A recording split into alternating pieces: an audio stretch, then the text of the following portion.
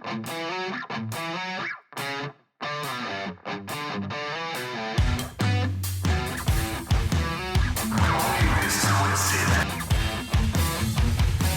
welcome to another show of Don't Get This Twisted. I am Rob, along with my guest, my host as always, Tina. How you doing, Tina? I'm good, Rob. How are you?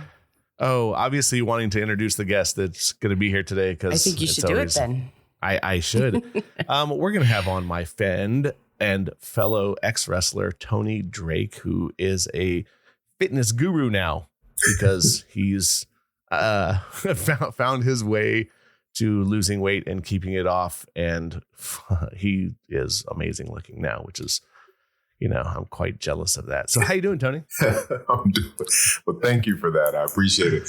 I'm doing absolutely phenomenal. And I am very, very grateful to be here. I'll tell you that. I know it's been a while since we were going to link up, but now that we're here, it's like, all right, let's go. Thought about it all day today. Yeah, I was thinking about it all day yesterday at work. So for me, it was like this whole thing of trying to put things together. It's my poor work. They get me at like day before shows. They get me at about 75%. There's another 25% of me like going, okay, I got to get this done. I got to get this done. But you sent me a YouTube link, which I thought I would take a gander at several times because I wanted to hear different things in it to kind of get some questions for you. And it's amazing. Like, I didn't realize like you're way younger than me by a lot, which means like when we were wrestling, like you were, a lot younger than me. Like you were, and you're like, I was like beating up a 20-year-old. It was like crazy. But I liked your story, and like, I'm going to let you tell your story kind of here, so we don't have to send people to your YouTube right away. Well, at least let them listen to you here. Tell me a little bit about like how everything did start, like the beginning. Yeah. So I'll start when I was like 12 years old, because that's when things really started to take precedence with my weight issue. At that time, I was 255 pounds, but I was like 5'6", right? So I was a short kid and just wide.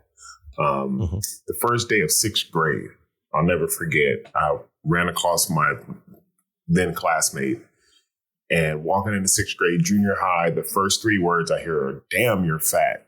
And that for me, I was just like, oh, because like I'm trying to get interested in, dating girls and, just having that pre-teenage life. But being 255 pounds, it came with the absolute reverse. I was dissed by girls left and right. I was bullied. I was spit on. Where I grew up at, or where I later moved to, I ended up, it was a lot of gangs. Right. And so there was these guys who I would always cross paths with. And I'll never forget one time I was crossing paths with one of the guys and his friends, and I was going to my house, and next thing you know, I just see this flying soda just coming at me. Dude just threw his whole soda at me, barely missed me. And I'm just like, for what? Right. So being bullied when I was 12 years old, this fat kid, this easy target, stuck with me ever since. And so I masked it, just smiled. I wanted to have friends. I wanted to date girls. And I was just rejected. I was taken advantage of. And it just really bothered me. And so that's where it all began at 12 years old. So, obviously being bullied is an epidemic all over the place. And I know it's probably slowing down a little bit now. When my kid was in school, he saw it a little bit. High school, definitely. How did you get through day by day? Yeah. Like, what was your push? Yeah. So I'm the youngest of four boys. So my older brothers, they were already out of the house. So it was myself and my mom. So my outlets were running the junk food, playing video games, and watching wrestling. So growing up since 5 years old, I was watching Ricky the Dragon Steamboat, George Steele, Macho Man, and I watched with my grandmother. And so that was like my big like reality or fantasy time, because I was so into that, right? So it distracted me from reality. And that's where I just took so much more interest in professional wrestling because it made me feel different. Like I believed in somebody else at that time, and it took the focus off of me. But I kept getting bigger and bigger as I got older from 12 years old. Let's see. So obviously 6th grade, 7th grade, 8th grade, middle school is a horrible place. It's such it is a kind of everything gathers up and it just settles and sits, and people do get shitty and crazy. Mm-hmm. And so as you went through middle school, you got to high school. Did you play any sports in high school? I did. I tried a little bit of wrestling, but just didn't like the tights. I couldn't do the tights, right. Man. So I stopped that. Which is funny because you went forward and it goes forward how you get into that, right? Yeah. Played some football. And then I did shot put and discus my senior year in high school, and then played a little bit of junior college football. So obviously strength conditioning was at least part of that. Mm-hmm. So because I remember when I met you, you were heavy, but you were big, mm-hmm. like you were wide. And I always thought like, dude, this guy's going to kill me. Cause I'm a pretty big dude myself, but you get into wrestling and you see the bigger people. So in high school, did you get the bullied part, or was it more just you just skated through and kind of did your own thing? I was bullied for about 10 to 12 years. So it continued on in high school. Didn't happen as much as it did when I was younger, mm-hmm. but even in like my junior college. That's awesome. Gotta again, kids awesome. Gotta love them. And play, baby. Yeah. Can you close the door? I love live shows like this. Yeah, great. Me too. So even in junior college, right? I was even teasing. It was this guy. It was a particular guy that really just had his eye out for me. And I'm not trying to play the victim role, but I was still a little bit heavier. And it was almost like he just wanted somebody to take his anger on. And it was just more mm-hmm. of like name calling. It was more of like cheap shots. And we're on the same team playing junior college football. So when I was 12 all the way up until I was about 20, 21 years old, like the bullying just, whether it was like attack on my name, I got bullied by family members, you'll never be anything in life. And I was like, I want to be in professional wrestling. And they were like, man, you're all fat. You're not going to be no professional wrestler. Right. My grandmother told me that I had tits. Right. I was like, I'm having chest pain. She's like, no, you have breasts because you're fat. You have pain in your breast. Right. So it lasted years, whether it was name calling, whether it was, people throwing sodas and Slurpees, whether I was being spit on. It just lasted for a long time. And so it stuck with me, but I always masked it. Sure. Well, I think that's a natural thing, too. I think we all mask things that bother us or are like weighing heavy on us. I think that's just a person thing. And I wouldn't, it's not healthy, obviously, but I think a lot of us do it. So you get through to junior college and you obviously still having some issues. How did you fall into pro wrestling? So it's always been a dream of mine ever since I saw Ricky the Dragon Steamboat, right? When I was 5 years old. The way I got into it was when I was in high school. One of my good friends, who's now my best friend, he wanted to be a promoter, right? Okay. So sorry about that. Let me just close the door. Yeah. Sorry. It's funny, Tina. We're talking about being bullied, and I think during our time in school, obviously bullying was a lot more prevalent.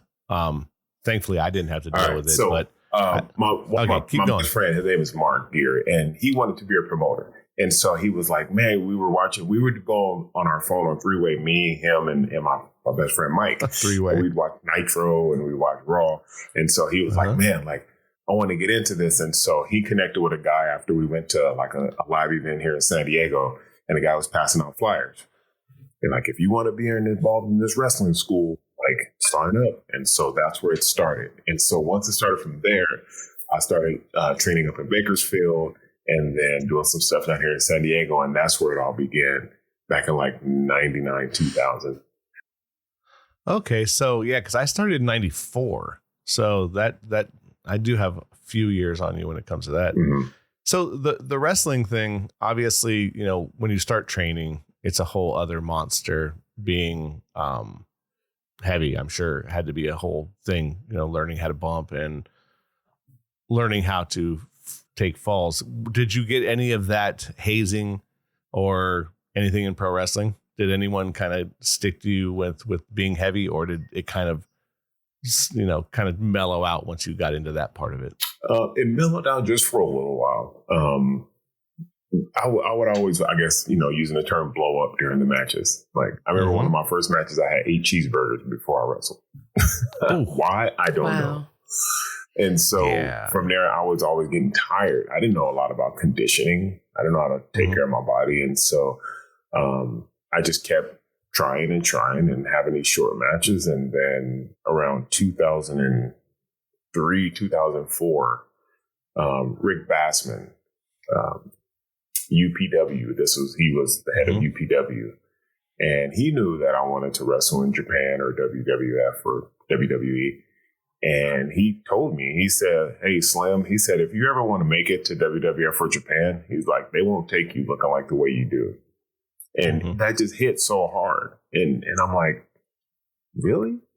You know, and he's like, yeah, like if you got to have an image, you got to look different from everybody else if you want to make it.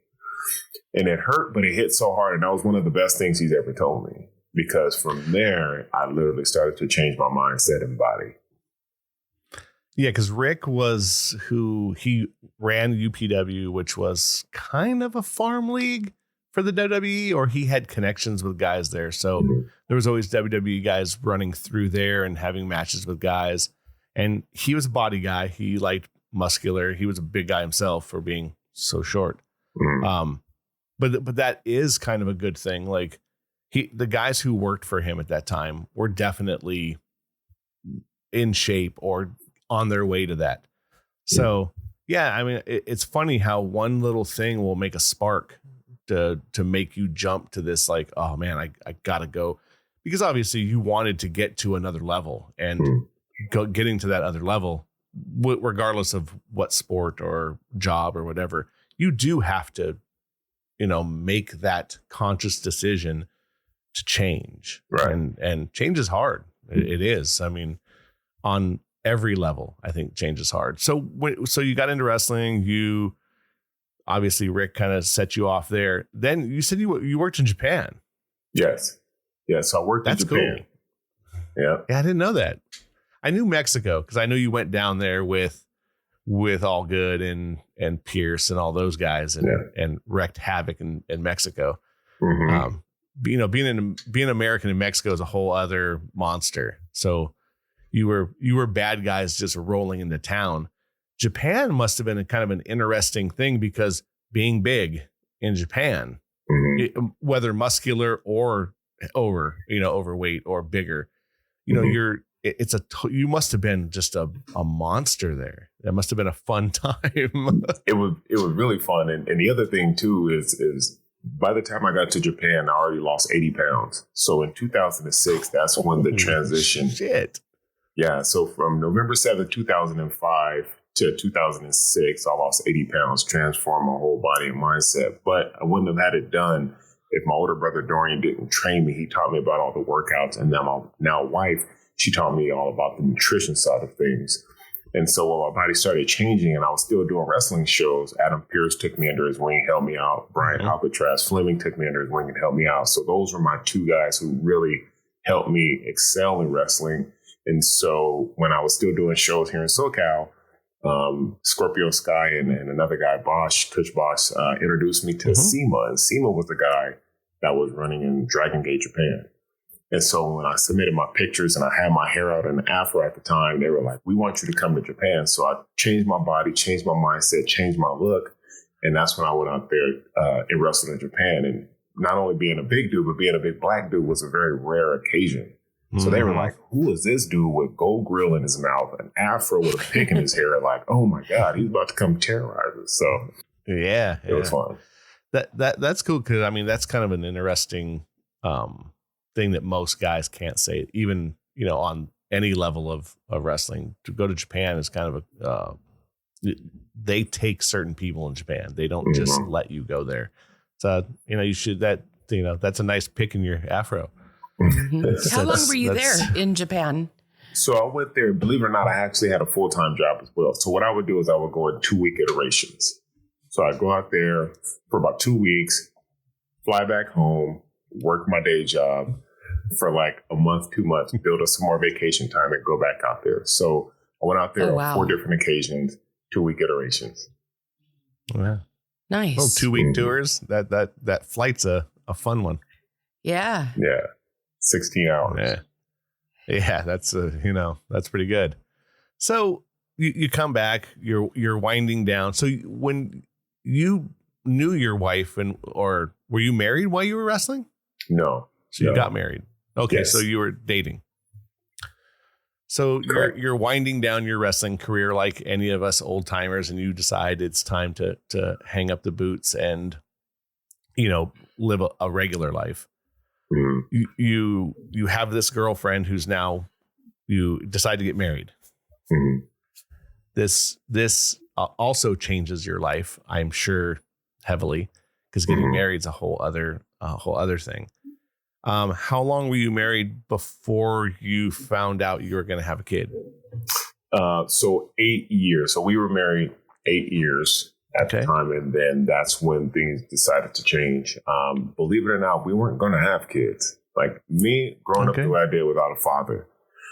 And just now, later on, meeting my father and just the way how everything turned out, I was like, I don't want to be a dad. Like, I never want to have kids if it's going to be like this, right? And so, but thank goodness I had a father figure. And so he was the kindest, most gentle guy I've ever met. And so I look at him as my dad. And during our marriage, myself, my wife and I, she was kind of on the same page. She was like, yeah, I don't really want to have kids. And then later on, it was like she had, her sister had a daughter. And then it turned into, I never want to have kids, to, well, we do great. If we don't, great. And then when she saw her niece, she's like, okay, I want to have a child too. And I was like, cool, let's do it. Because by this time we were matured in our marriage, 8 years in. We've done a lot of things. I finished my wrestling. She's a nurse now, registered nurse. And so it's like, okay, what's the next chapter in our life? Right. So then when we decided to have our daughter, believe it or not, I've already ballooned my weight back up to about 308 pounds before we had our daughter. Right. So now we're talking about chapter 2. Right. So I lost 80 pounds, changed my life, did wrestling for 12 years, conquered everything in professional wrestling, along with 6 concussions and bad back injuries, whatever we get when we finish wrestling. But then it was like, okay, working my day job in computer software engineering. Now it's going to be chapter 2. We're having a daughter. So I'm like, I can't be this dad who's big and feeling uncomfortable. And so that's when things started to change again. It's funny because your story of having a kid is exactly what happened to me. I was like, I don't know. I don't know if I want to have a kid. Then my damn brother had one. And I saw how he changed. And I was like, I want to have a kid. And my ex-wife was 5 years older than me. And I was 30. And she was like, if we're going to do this shit, we better do it now because I'm running out of time. So, it's interesting though, but I see where you're coming from because you want to be able to play with your kid. And when they're little, they go like they're nonstop machines. And it's funny that you say that because I have a picture of me when my son was a lot younger. I think he was probably in grade school. And it's a picture of me and I was heavy. And I had lost weight since then too, because I was probably up to like 285 at one point. And I was like, and he was running circles around me. I was blown up. Like he was blowing me up, dude, to where I was just like, oh, okay, I got to do something. So I see where you're coming from. And so now you're having a baby that now obviously as a man changes you. And I think having a daughter changes you more. Yeah. Because I have a son, even though I raised two girls that were older, you're going to change as a human being now, tenfold. And I can see it just who you are talking probably already to you. have. I'm sure, for sure, Tina. And because you've raised a daughter where it's a different thing for sure. It is. You said something that I thought was kind of cool. You said you wanted to be able to run with your daughter when she said, "Daddy, come on, let's run." So you must be raising her to have a lot of fitness and a lot of exercise in her life, being that she is 4 and you're already looking at that. Do you see changes in how she is from where you were when you were little? Great question. So I see changes in her because she more so like on the musical art side, but she loves to go outside and play and be active and run. And it's kind of like a princess and a tomboy mixed into one. And I love it. The one thing that I do want to instill in her based off of what I went through is to have her take more of like self-defense class, right? So the activity or the being active is definitely going to be included in that. But I don't want her to ever go through what I went through, right? Yeah. Being bullied. And so I do see her being very active now. We make sure that, the foods that she eats are very healthy. But of course, snacks and goldfish and all those things she has as well. Sure. But I mean, this girl is running around in circles all day. And I love it. That's great. I do believe that if you want to teach your child to be active, you have to encourage that from the beginning, the very beginning. So I think it's cool that you're doing that, because I don't think she'll go through the same issues that you had to go through, because she won't know that there's a difference, that you could be sedimentary or you could be out and running around. She's just always done it. I think that's a good foundation for her. It is. And when she sees videos, she knows that daddy's exercising. If I'm not at the house, she asks mommy, is daddy exercising? Right. So she affiliates mommy or daddy with exercising. And if I have like my ab wheel out, she'll try to do it too. Like, and we'll do stuff together, squats and push-ups. So she knows like, okay, like this is exercise time. And so I think just putting that in her continuously will really give her a good future ahead when it comes to taking care of her body. Absolutely. A great foundation for sure. I love the idea of self-defense. I think in general, I think most people should do it. And again, not a shot at women, but women for sure. I think judo, any kind of jujitsu, something on the ground. Raising my daughter, we had her in self-defense classes and stuff like that. And I don't think it did anything but positive by her. Anytime you could take care of yourself or you have what you need to get out of a situation, that's great, especially being a woman. Yeah. Like I said, I think jujitsu is a great one because it's you're okay on the ground. It makes you think, if someone has me on the ground, I'm not at a disadvantage. I'm at an advantage. Right. And another thing too is not to dive too deep into it, but we took Krav Maga as well. And that in itself, I at this time when I was taking Krav Maga, I was about 300 pounds. And so I would, do practice or spar with men. But I saw women practicing with women and they would go real light on each other. And I'm like, that's not a real life scenario, right? Let me go over there and practice with the women to give you the real life scenario. And I'm telling you, their intensity went up. So if it's a guy attacking a girl or a woman and, how do you get out of that? Right. So definitely having our daughter into Krav, where there's going to be a lot of bullying. There's going to be a lot of, multiple people attacking one. Of course, jiu-jitsu is phenomenal because, a lot of fights go to the ground. But what happens when there's 2-on-1, when there's 3-on-1, if somebody has a weapon, right? Now you got to eye gouge, bite. You got to kick in certain areas that a lot of other disciplines may not teach. So when it's like survival mode, self-defense, then it's like getting that in her head now because, people get abducted. What happens then? Right. So we want to be able to have her master the ground game and also the stand-up game and awareness. Yeah, that is big. Where yes, multiple people, because that is reality. Mm-hmm. People need to understand it, and I love that idea. I'm sorry, Tina, to cut you off. No, I also think it's good for her self-esteem. Anytime a woman feels empowered to be able to take care of herself, that raises the level of self-esteem that she's going to have. Mm-hmm. And I think that may have been something that you didn't have, because I was always a big person and I was the tomboy and the really girly girl as well. But I would use anything I had to. If somebody came at me or tried to tell me I couldn't do something or wouldn't do something, I didn't allow that. I have a hard time understanding the bullying, because when Rob told me, I said, where were his friends? Like we used to beat up on people that acted like that. Like, I wonder, where were those people in your world?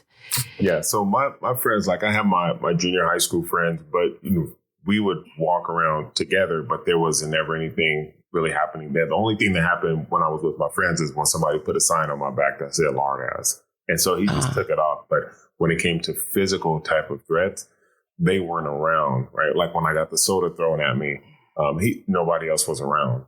And so, wow. Yeah. So it was literally more like when I was just by myself, just being that easy target.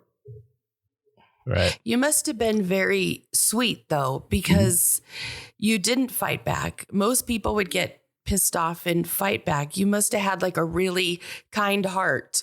Just took it all in, but then abused yourself at the same time. Right. Because I just wanted to have friends, also wanted to date girls, and just wanted to be liked by everybody at that time. And so I did have friends, right? And I did have people who liked me, but there were those few that just turned the other way, and just hiding it and running to junk food was my outlet, or running to video games, or running to watching wrestling. And even one time when I was at 7-Eleven playing a video game, like this dude just came and just sucker punched me in the face because somebody spreaded a rumor about me. So I'm over here playing video games and he just came in with a good hook right to my face. And I'm like, what are you doing? But I was also afraid of retaliation, because we were told, like, if you retaliate, they can come back and shoot you. Because remember, in the 90s, gangs were like prevalent at that time. Oh, yeah. So Huge. I was afraid to do anything. That makes sense. Wow. You better to take one on the jaw and walk away than get shot. Mm-hmm. Exactly. I mean, I know, and it's a scary, thing to grow up in. Mm-hmm. So obviously now your life has progressed.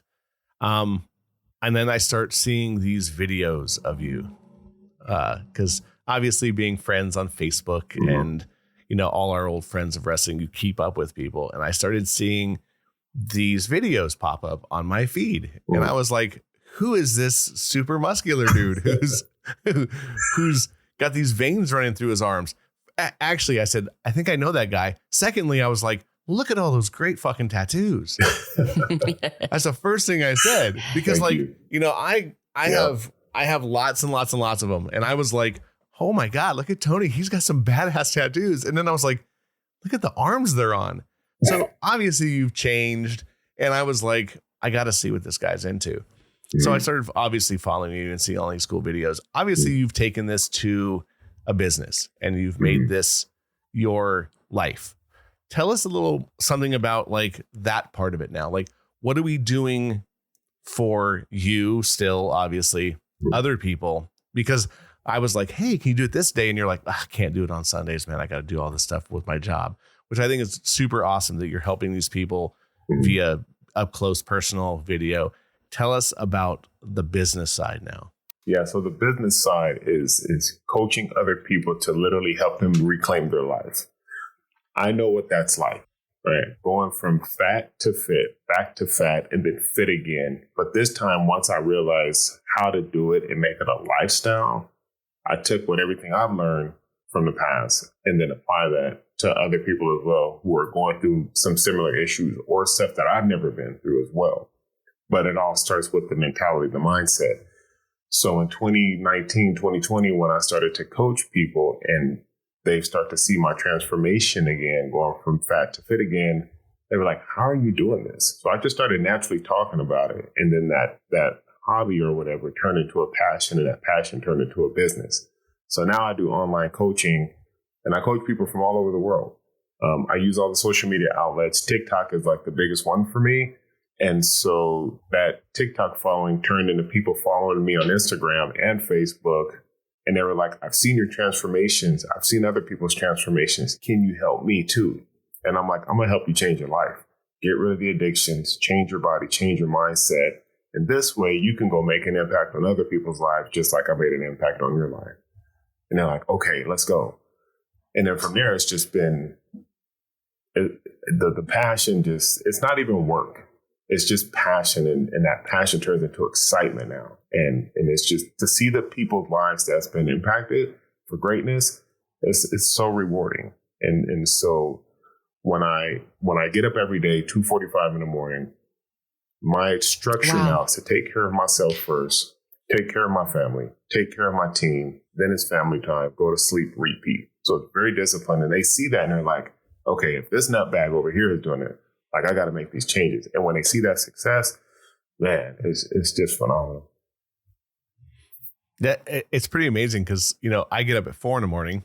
and do things because I have a puppy and I walk him and do things with him. I used to look at my phone, getting up in the morning and walk by, and I was like, this motherfucker's making coffee at 3 a.m. I was like, what the hell? And then we talked one time before this and he's like, yeah, I see you making coffee. And I was like, 2:45 in the morning. That's discipline. And obviously it shows. So, if I want to get involved with you, so I can go to your website and we're going to give all your links and your socials out. So you basically just put a program together for individuals. Is that how I see it? Yeah. So I put a program where it's a customized meal plan perfected with calorie and macro breakdown. So this way, and let me say this, let me just start off by this. I never put anyone on diets.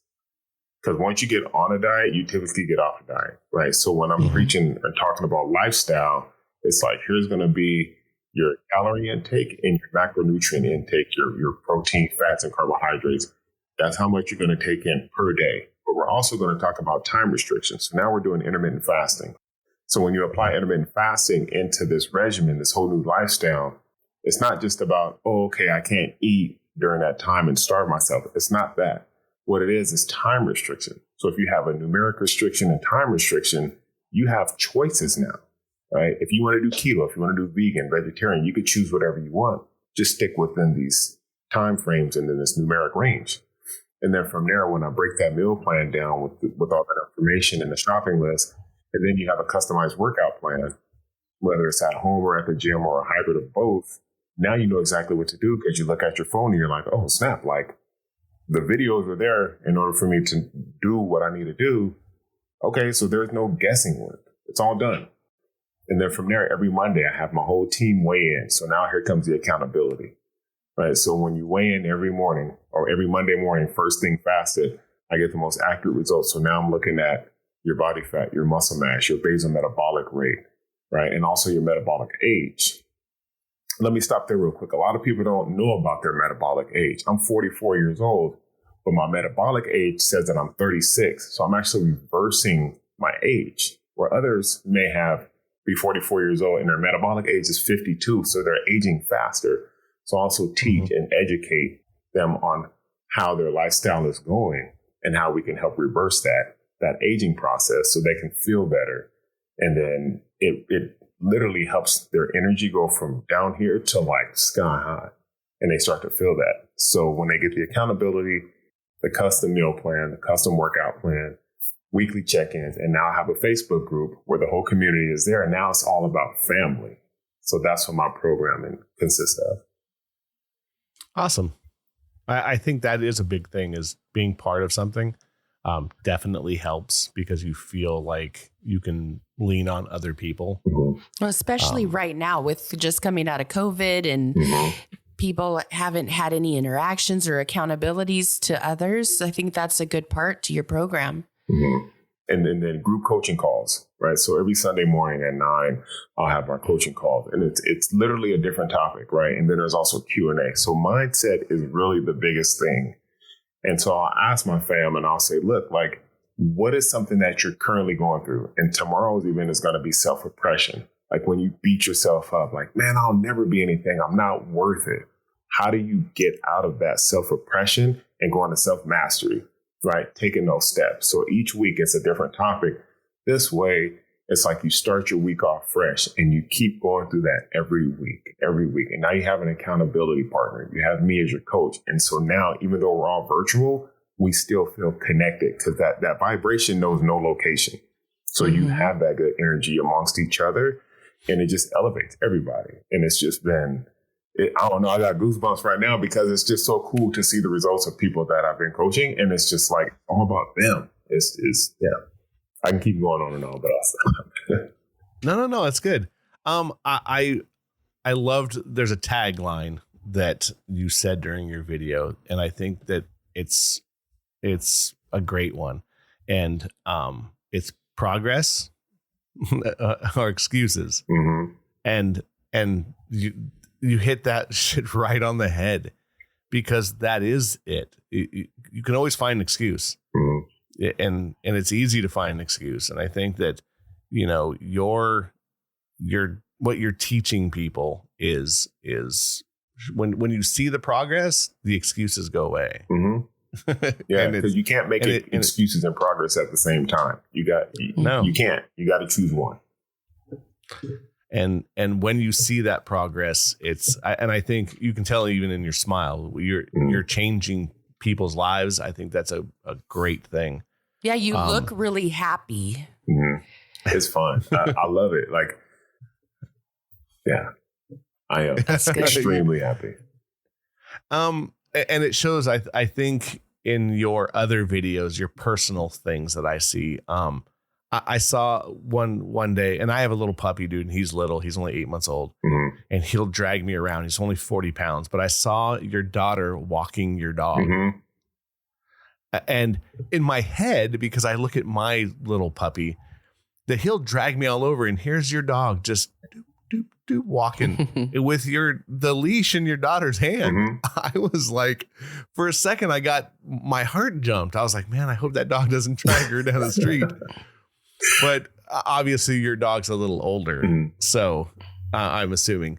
But I see those videos, and to me, knowing you personally and obviously sharing a ring with you, which is a whole other thing that we're going to talk about on another show or another podcast with somebody else. You know, the trust you put in another human being to pick you up and throw you around is one thing. Right. To see the personal side, because as a wrestler, you have a few friends and a lot of acquaintances.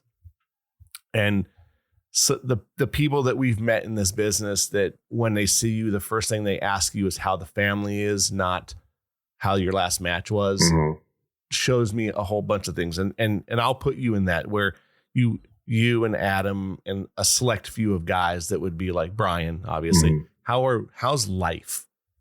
And I think that's a big deal in how I see you now in your videos, that you're living and you're happy and your life has changed both for you and other people. And that's kind of why I wanted to have you on, because you've changed as a human, and there is big smiles all the time. But the promos that you cut, and I'll call them that only because that's what I see them as. But they're really not. They're personal things that you're telling people, even though they're not part of your program, that look, you can do this.